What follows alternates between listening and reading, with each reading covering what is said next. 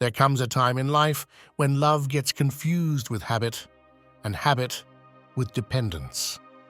Many parents, as they grow older, believe they must stay close to their children to feel accompanied, without realizing that sometimes that closeness can cost them their peace. They visit, insist, and try hard to be helpful or pleasant, hoping for affection that no longer comes in the same way. But the more one begs for love, the less respect one receives. It's a hard truth to accept, yet a liberating one once understood. Respect never comes from pleading, but from inner balance. What happens when the desire to be loved becomes stronger than the need to be dignified? At some point, we all feel that emptiness when a child seems distant or indifferent. There are silences that hurt more than words, and looks that make us feel invisible. Many parents find themselves trapped between guilt and hope, thinking they did something wrong or that they can still fix what's beyond repair. But life doesn't ask for repair, it asks for wisdom. And that wisdom lies in understanding that healthy love doesn't depend on constant presence, but on mutual respect. In this video, we'll talk about how to regain peace. Even when the bond with your children has become fragile or distant, we'll learn how to turn guilt into serenity and need into freedom. If this is your first time here, my name is Gabriel. I help people in their later years who want to live with dignity, without emotional dependence on anyone. What you'll hear today isn't meant to give you magic formulas, but perspectives that awaken inner strength. I invite you to stay, subscribe, and listen calmly to every word, because at the end, I'll share a reflection that may change the way you see love in old age. Let's begin. In old age, the heart longs for what it knows: company, affection, the familiar voice that makes one feel like they still belong somewhere. But that impulse, so human and understandable, can quietly turn into a trap when it becomes a need. Many parents, without realizing it, begin to live waiting for a call, a visit, a word from their children that confirms their worth. And each time that attention doesn't come, the soul shrinks a little more. Love starts to be begged for, disguised as interest. "How are you, son? When are you coming?" Simple phrases that hide a deeper longing. "Look at me, I still exist for you." This is where emotional dependence begins to erode self-respect, because dignity cannot grow where love is asked for in exchange for attention. Over the years, that dynamic strengthens without anyone noticing. Children get used to a love that's always available, without conditions. And parents, afraid of losing them, give in, stay silent, and adapt. But the silence that protects an unbalanced relationship is, in truth, a form of self-abandonment. So far, we've seen how emotional need can disguise itself as love. Now it's worth looking closer at the origin of that pattern. The fear of abandonment doesn't appear in old age. It's fed throughout life, whenever personal worth depends on others' approval. Stoicism teaches that nothing external, neither affection, nor company, nor gratitude, can steal our peace unless we hand over that power. Imagine a broken chair. You can keep sitting on it carefully, trying not to move too much, hoping it won't collapse. But each attempt to use it only deepens the cracks. That chair represents relationships held together by need, fragile, unstable, destined to break sooner or later. When you stop holding up what cannot stand on its own, life may feel empty for a while, but something greater follows: the freedom to rebuild on solid ground. It's not about cutting ties, but about learning to lean on yourself first before offering someone else a seat. Accepting this takes courage. Courage to face the fear of loneliness and recognize that not all love is healthy. Courage to tell the difference between affection that nourishes and affection that drains. And above all, courage to choose peace over habit. Some parents say, "If I don't call them, they don't come." And it's true, maybe they won't come as often. But what follows the silence isn't always sadness. Sometimes it's respect. Respect is born from the space that's given, not from the love that's demanded. The Stoic Marcus Aurelius said that inner freedom begins when you stop depending on what others do or don't do. In maturity, that phrase takes on deep meaning. It's no longer about controlling the world, but about mastering yourself. Every time you choose not to beg for attention, but to offer yourself calm instead, you move closer to that freedom. Because loving without losing yourself is an act of wisdom, not selfishness. This is where the true journey of this video begins, the path back to yourself. To recognize that what you truly long for isn't the constant presence of your children, but to feel at peace with yourself when they're not there. And from that inner balance, everything else, the relationship, communication, even absence, starts to fall into place. This is the foundation upon which we'll build what comes next. There's a great deal of confusion in many family relationships, believing that respect is earned by speaking louder, by complaining, or by reminding others of everything that's been given. But true respect isn't gained through insistence, it's earned through consistency. In maturity, that lesson can hurt, because many realize they've spent their whole lives giving more than they should and receiving less than they deserved. When an adult child treats their mother or father with indifference or condescension, it's not because love is gone, it's because boundaries are no longer clear. And without boundaries, affection turns into habit, and habit into disregard. So far, we've seen how emotional dependence can erode dignity. Now it's time to see how to rebuild it from within. Respect is cultivated through quiet actions, not lectures. It's calm firmness that teaches others how to treat you. It's not about punishment or distance, but about refusing to take part in what devalues you. When a child senses that their parents have learned to say no calmly, without guilt or reproach, they begin to see them differently, not from the power they once had in youth, but from the admiration inspired by inner strength.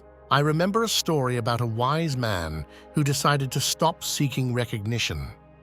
For years, he had devoted his life to teaching the young people in his village, but he felt no one was listening anymore. One day, he simply stopped speaking. He kept walking every morning, tending his garden, offering his silence with a smile.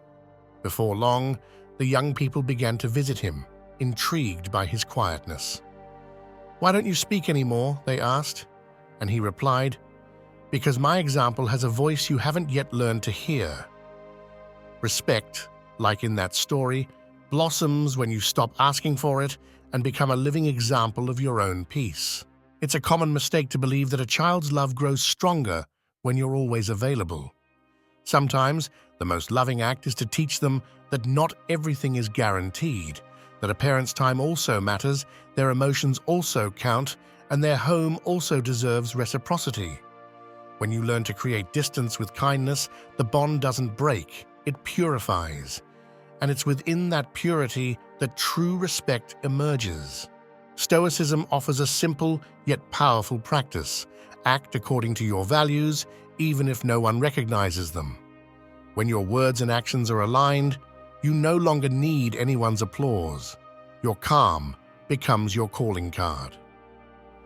Each time you respond with serenity instead of reproach, you show that your peace no longer depends on someone else's behavior, and that consistency, though uncomfortable at first, eventually earns respect, even from the most distant hearts. To be respected doesn't mean to be feared or idolized. It means to be seen clearly, without manipulation or pity. It means your children may not always agree with you, but they listen, because they know your presence carries its own weight. Maturity isn't about demanding attention, it's about holding a steady gaze without losing tenderness. That balance between firmness and compassion is what defines a soul that has learned to love itself without depending on others. And little by little, the relationship changes. Silence stops being punishment and becomes a language. Distance stops being a threat and turns into space. Respect, the kind that wasn't demanded but cultivated, returns to the place it always should have had. And that's why, in the next section, we'll see how misunderstood love often disguises itself as guilt, and how that guilt binds us more than we realize. Love, when mixed with guilt, stops being freedom and becomes a debt. Many parents, especially in later life, carry the feeling that they failed in some way, working too much, being too strict, separating, or not protecting enough. And that guilt, which at first seems like a sign of awareness, ends up becoming a chain. It's what leads many to accept disrespect, to stay silent when they should speak, to tolerate indifference out of fear of losing the bond. But love sustained by guilt is no longer love, it's fear. Fear that if a boundary is set, the other person will walk away for good. Up to now, we've understood that respect isn't demanded, it's cultivated through consistency. But to do that, it's necessary to cleanse the guilt that poisons love. Because no one can set healthy boundaries while feeling indebted. That sense of eternal obligation turns every gesture into sacrifice, and repeated sacrifice eventually turns into resentment. And resentment, when left unspoken, disguises itself as patience. That forced patience is one of the saddest forms of self-abandonment. Epictetus said that no human being is free while dependent on the judgment of others. The same applies to parents. As long as they measure their worth by their children's gratitude or attention, they remain prisoners of a story that's already over. Forgiving yourself is an act of emotional independence. It doesn't mean forgetting mistakes, but recognizing that you did what you could with what you had. When you release guilt, love becomes pure again, free of the need to prove itself. There are parents who keep visiting their children not out of desire, but obligation. If I don't go, they'll think I don't love them. But what's the point of a visit where you feel you must justify your presence to be welcomed? Love isn't about showing up out of duty. It's about being able to be there without begging for acceptance. True love isn't proven through forced presence, but through authenticity. And that takes courage to say, I love you, but I also respect myself. So far, we've talked about how guilt distorts love and weakens respect. The next step is to ask yourself, how many times have you stayed silent out of fear of not being loved? How many times have you mistaken sacrifice for love? Guilt always promises repair, but in reality, it only prolongs pain. Letting it go doesn't make you less of a parent, it makes you more human. And from that humanity, peace arises. Freeing yourself from guilt also transforms your relationship with your children. Because when they see that you no longer crawl for their approval, they start to see you differently. They understand that your actions no longer come from fear, but from choice. And love that's chosen is always worth more than love that's forced. Being an example of that freedom is the greatest legacy you can leave them. If you've made it this far, I invite you to take a pause. Subscribe to the channel, like this video, and tell me in the comments your name and the country you're watching from. I love knowing where everyone on this journey is from. I read all the comments. That's where I find the strength to keep creating. And if you'd like, share what lesson you would add to this list of insights for a peaceful old age. And that's why, in the next section, we'll talk about a topic many avoid: how visits, when there's no balance, can drain your energy and steal the peace you've worked so hard to build. Sometimes, the home of your children becomes a place where the soul ages faster. You arrive with excitement, eager to share time together, but you leave with an emptiness you can't quite explain. It's not that they're unkind or that love is missing. There's simply a deep mismatch between what you hope for and what they're able to give. In old age, that gap feels wider because time becomes more precious and emotions more sensitive. What should be a visit filled with love turns instead into an experience that leaves you tired, disappointed, or sad. And that's when many begin to wonder, is it worth insisting on being where you're not truly welcomed?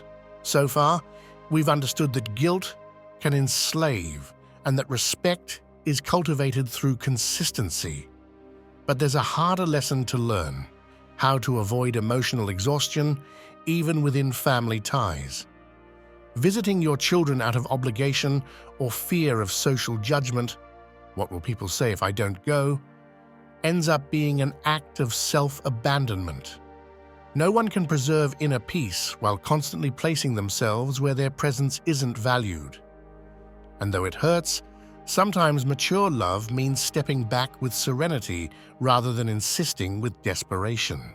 I remember the symbolic story of an old man who knocked on the same door every Sunday. For years, he had done so hoping to share a meal, a conversation, a moment. But as time went on, the door opened less often, and when it did, there was always haste on the other side. One day, the old man decided not to knock anymore. Instead, he set his own table, served himself a meal, and placed another plate across from him, out of love, not absence. They say that from that day on, though no one came, he never felt lonely again. He understood that his worth didn't depend on who welcomed him, but on how he welcomed himself. Stoicism teaches that you can't control whether others honor or forget you, but you can decide how you respond. If every visit leaves you emotionally drained, maybe life is telling you it's time to protect your energy. It's not about cutting ties, but about choosing the conditions under which those ties remain. Some doors are better left unopened, not out of pride, but out of respect for your own peace. A tired soul doesn't need more noise. It needs stillness. Learning to be alone without feeling abandoned is an art few practice. When you learn to enjoy your own space, your routines, your silences, visits no longer define your well-being. Then, if a child comes to see you, it's a source of joy, not relief. And if they don't, your peace remains untouched. At this point, the lesson is clear. Don't visit your children if it means losing yourself. If the meeting doesn't come from free love, wait until you can both look at each other with gratitude instead of debt. Mutual respect grows when there's the right distance and sincere affection. And just as that old man stopped knocking on someone else's door to open his own, you too can begin to fill your home with life, even if you're alone. Because home isn't a place, it's a way of inhabiting yourself. And that's precisely what we'll talk about next: how to turn solitude into an ally and find, in the midst of silence, an endless source of inner peace. There's a kind of solitude that hurts and another that heals. The first comes from abandonment, from feeling that others no longer need us. The second arises from realizing we don't need as much as we thought. Maturity offers us that gift if we're ready to receive it. Learning to be with ourselves without feeling that someone is missing. It's not isolation, it's freedom. It's the moment when the house, once full of noise, becomes a refuge, and silence stops being punishment to become companionship. So far, we've seen how respect, boundaries, and emotional distance can protect us from exhaustion, but all that inner work leads to this: the ability to find peace in your own presence.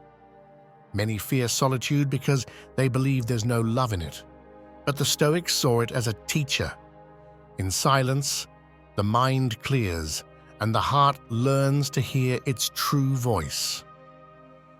Being alone doesn't mean having no one, it means no longer depending on others' presence to feel whole.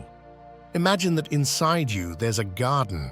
For years you neglected it because you were busy tending to other people's gardens, your children's, your partner's, your friends'. But when you finally look at it again, even if it's overgrown with weeds, there are still living roots waiting for your care.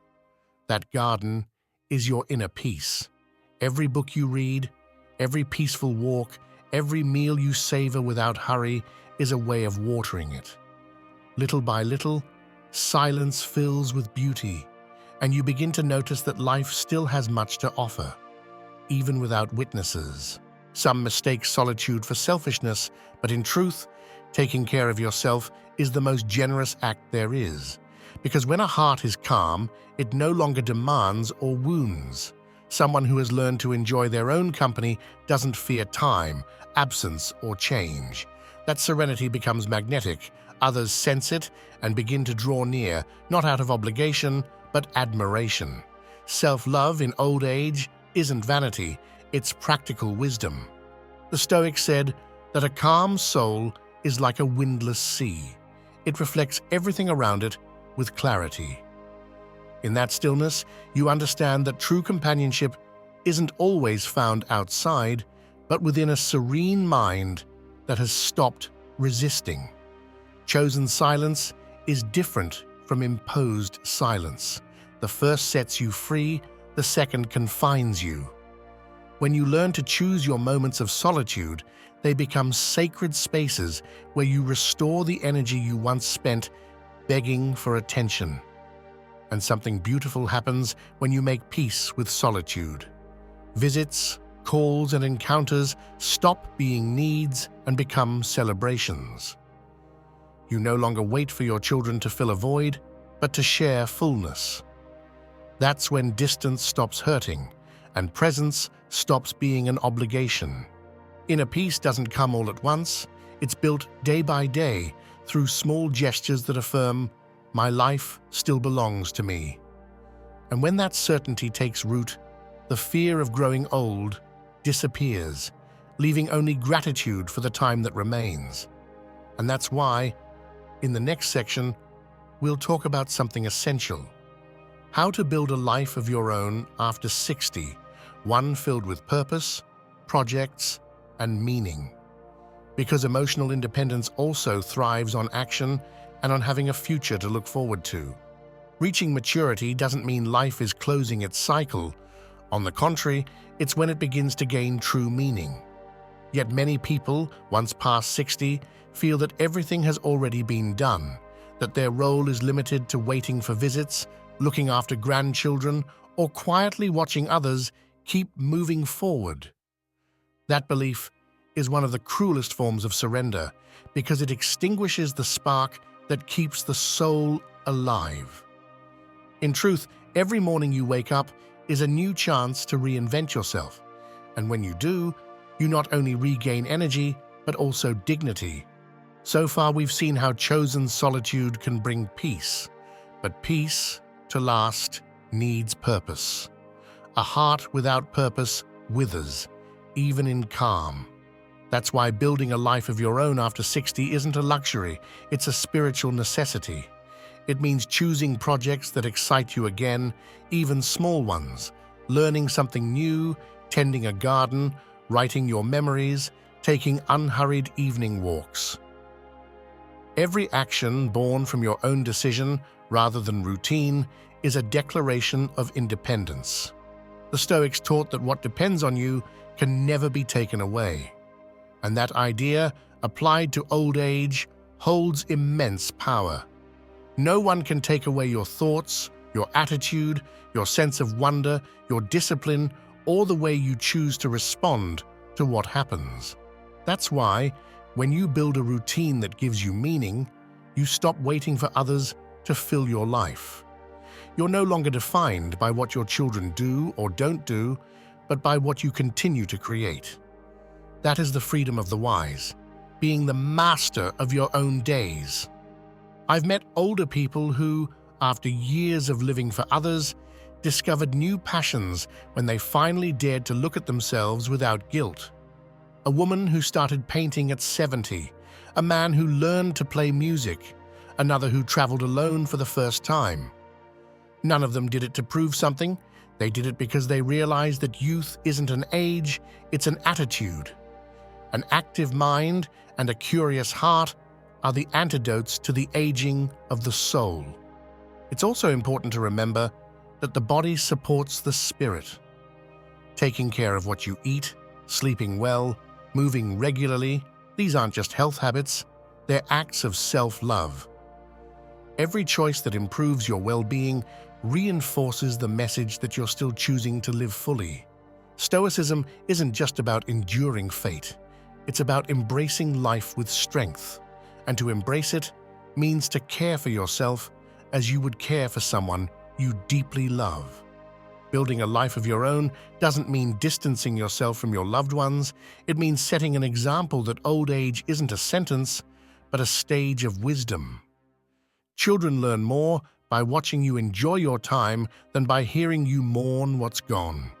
Showing them that it's possible to grow old with purpose is a silent act of teaching and respect. That way, when they look at you, they won't see someone who needs them, but someone who inspires them.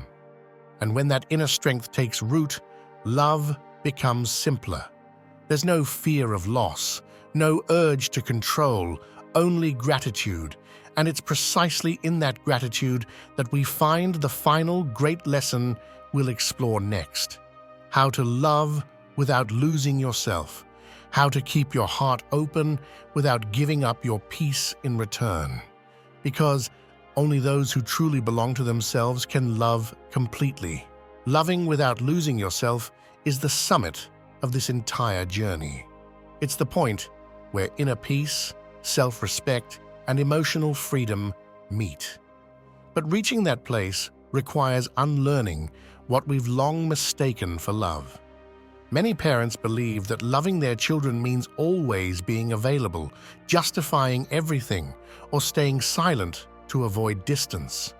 Yet that kind of love ends up consuming one's own identity. True love, on the other hand, doesn't demand sacrifice. It asks for conscious presence. It doesn't say, "Make me happy," but rather, "I'll walk with you without ceasing to be myself." Up to now, we've explored the roots of respect, guilt, solitude, and purpose. But everything converges in this truth. Love is not about giving up your peace, but about sharing it. When you love yourself with maturity, you no longer need constant approval and can offer affection without fearing ingratitude. That changes everything, because when you love from a place of freedom, you stop expecting your children to fill your emptiness, and they, in turn, can draw near without feeling guilty. The bond becomes cleaner, more real, more human. The Stoics understood this well. Love that depends on control is fragile. Love that grows from acceptance is unbreakable. Loving without losing yourself means understanding that your children owe you nothing, and you owe them nothing either. You are both travelers on separate paths, and when those paths cross, love becomes a pause, not an obligation. That realization is liberating, because it transforms a relationship of power into one of respect. Imagine love as a river. If you try to hold it back, it stagnates and rots. If you let it flow, it nourishes everything it touches. In maturity, letting it flow means no longer waiting for others to change before you can feel at peace. It means loving your children as they are, without trying to rewrite their story, but also loving yourself enough not to accept less than you deserve. When you find that balance, love stops hurting. There's also a quiet way to teach this kind of love, by example. Your children, even if they don't say it, observe. They notice how you handle distance, how you manage your emotions, how you take care of yourself. And through that mirror, they learn that love isn't begged for, it's cultivated. That dignity is non-negotiable, and serenity is the greatest inheritance they can receive. Loving without losing yourself is showing them that affection doesn't live in dependence, but in mutual respect. When you reach that level of love, life feels lighter. You no longer need to be right or demand reciprocity. What comes, you appreciate. What doesn't, you release. Absence stops being a wound and becomes space. Then, even when your children aren't there, your heart remains full, because fulfillment doesn't come from the number of hugs you receive, but from the calm that lives within you. And thus, the circle is complete. The mother or father who has learned to love without losing themselves no longer fears solitude nor seeks recognition. Their very presence becomes a lesson in wisdom. We've walked together through a profound journey, one measured not in advice, but in quiet transformations. We spoke about emotional dependence and how, by releasing the need to be loved at all costs, respect begins to take root. We understood that love, mixed with guilt, becomes a prison, and that visiting our children without balance can drain our energy and steal our peace. We learned that solitude isn't always a punishment, but an opportunity to reconnect with ourselves, and that building a life of your own in maturity is the highest act of self-love. Finally, we discovered that the wisest love neither demands nor sacrifices. It simply flows without losing itself. All of this has led us to the same truth. Inner dignity is the foundation of everything worth keeping. Thank you for making it this far. It's no small thing to listen with an open heart to topics that sometimes hurt. Your presence, your time, and your attention are signs that you're choosing a different kind of life, one where peace no longer depends on anyone else's behavior. When you walk this path, you don't just free yourself, you also free your children from guilt and obligation. You create a new space where love isn't begged for or burdensome, but offered calmly and freely. That's what makes it possible to keep growing, even as the body ages. My name is Gabriel, and my purpose is to accompany you in living this stage of life with dignity, wisdom, and serenity. Sharing these reflections is my way of reminding you that there is still so much to build, that not everything has been said, that old age can be a summit, not an ending.